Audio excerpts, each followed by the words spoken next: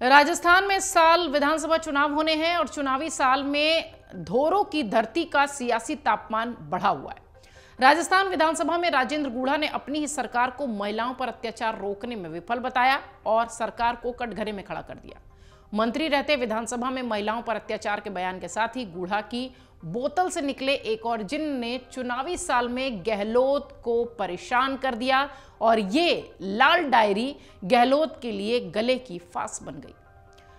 लाल diary चुनावी साल में राजस्थान के सियासी पारे को बढ़ा रही है, तपिश को बढ़ा रही है। विपक्षी बीजेपी चुनावी साल में लाल डायरी को बड़ा मुद्दा बनाने की तैयारी कर रही है।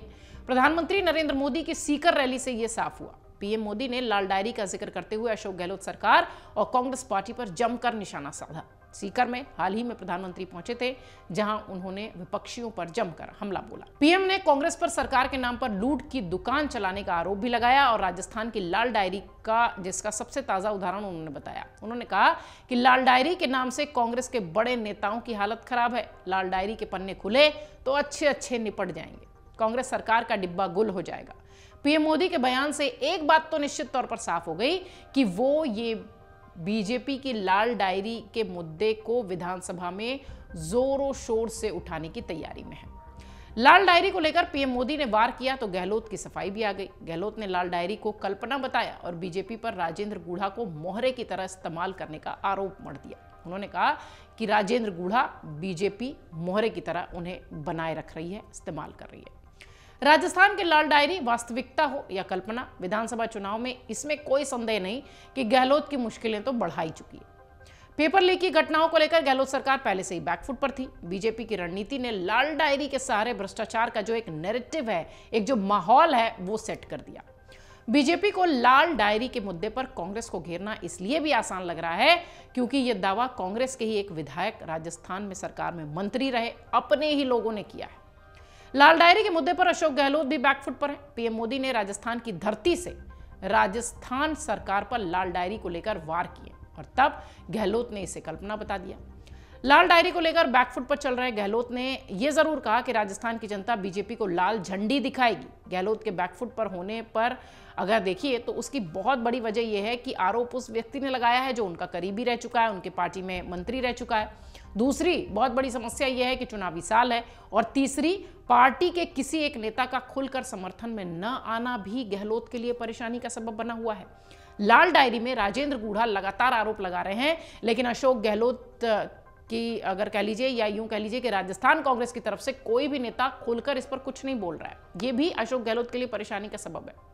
राजेंद्र गूढ़ा की वो तारीफ भी कर चुके हैं और उसके बाद राजेंद्र गूढ़ा अब उनके विरोध में खड़े हुए दिखाई पड़ रहे हैं।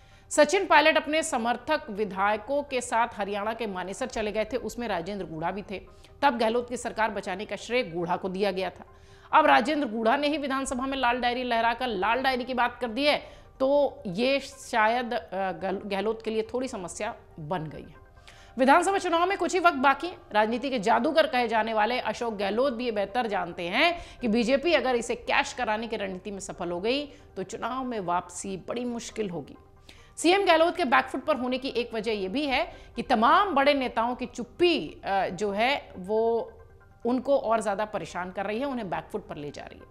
राजेंद्र गूढ़ा के खिलाफ एक्शन तो हुए हैं। गहलोत ने महिलाओं पर अत्याचार वाले बयान पर मंत्रिमंडल से उन्हें बर्खास्त कर दिया, उन्हें सदन से बाहर किया गया, लेकिन इस मुद्दे पर कोई भी बड़ा नेता गहलोत के समर्थन में बोलने से झिझक रहा है। इसलिए भी गहलोत की समस्या बढ़ रही है। डायरी का सत्ता कनेक्शन सियासत में नई बात नहीं है। वीपी सिंह ने बोफोर्स घोटाले को लेकर स्वीडिश रेडियो की एक खबर चलाई थी। बोफोर्स के मैनेजिंग डायरेक्टर मार्टिन आर्डोबो की डायरी में एंट्री के आधार पर स्वीडिश रेडियो ने भारतीय नेताओं और अधिकारियों को करोड़ों रुपए की रिश्वत दिए जाने का दावा किया था। ये सारे इस तरीके के मामले काफी पुराने हैं। लाल डायरी का मुद्दा तो अभी आया है। राजीव गांधी उस समय प्रधानमंत्री थे जब ये पूरा बोफोर्स का मामला निकलकर सामने आया था। वीपी सिंह ने 1989 के लोकसभा चुनाव में इस मुद्दे को दमखम के साथ उछाला था और कांग्रेस को चुनाव में हार का सामना करना पड़ा था।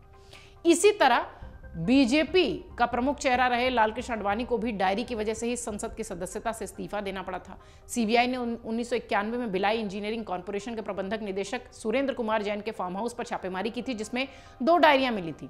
इनमें कोडवर्ड में कई नेताओं के नाम दर्ज थे और इन नेताओं के रिश्वत लेने की बात कही गई थी। यानी डायरी का खेल सियासत में बहुत पुराना है। आडवाणी का नाम भी इस पूरे मामले में उछला था उस वक्त, इसलिए उन्होंने अपनी संसद की सदस्यता से इस्तीफा दिया था। हालांकि आडवाणी को कोर्ट ने 1997 में बरी कर दिया था। इसी हवाला कांड से जुड़ी डायरी के फेर में पीवी नरसिम्हा राव की सरकार से कुछ मंत्रियों को इस्तीफा देना पड़ा था।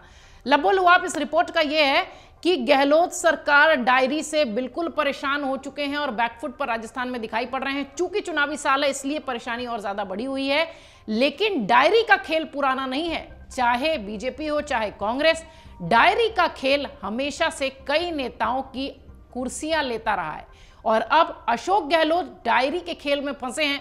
पता नहीं वापसी करेंगे या बीजेपी ने जो दावा किया है कि वो सत्ता से डिलीट होंगे। अमर उजाला अब आपके टीवी पर भी। अपने स्मार्ट टीवी पर YouTube पर सर्च करें अमर उजाला, चैनल सब्सक्राइब करें और देखें ताजा खबरें, वो भी HD क्वालिटी में। और हाँ, बेल आइकन दबाना ना भूलें ताकि हर खबर हो आपके घर। अमर उजाला, निष्पक्ष, निर्भीक, निरंतर।